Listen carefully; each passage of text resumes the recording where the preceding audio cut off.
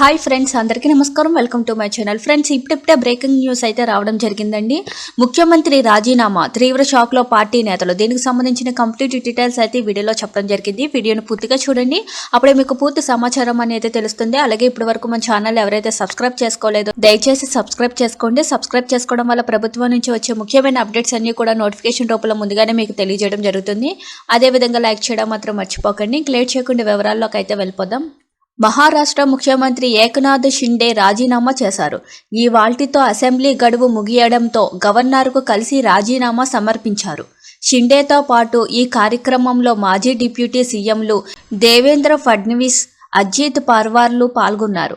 మహారాష్ట్రలో కొత్త ప్రభుత్వం కొలువుదీరే వరకు షిండే ఆపద్ధర్మ ముఖ్యమంత్రిగా కొనసాగనున్నారు. ఇదిలా ఉండగా మహారాష్ట్రలోని బీజేపీ నేతృత్వంలోని మహాయతి కూటమి ఘన విజయం సాధించింది. మొత్తం 288 అసెంబ్లీ స్థానాలకు గాను మహాయతి కూటమి 230 స్థానాలలో విజయం సాధించింది. తద్వారా మరోసారి ప్రభుత్వాన్ని ఏర్పాటు చేసేందుకు సిద్ధమైంది. అయితే ఈ ఎన్నికల్లో బీజేపీ అభ్యర్థులు అత్యధికంగా 132 స్థానాలలో విజయం సాధించారు.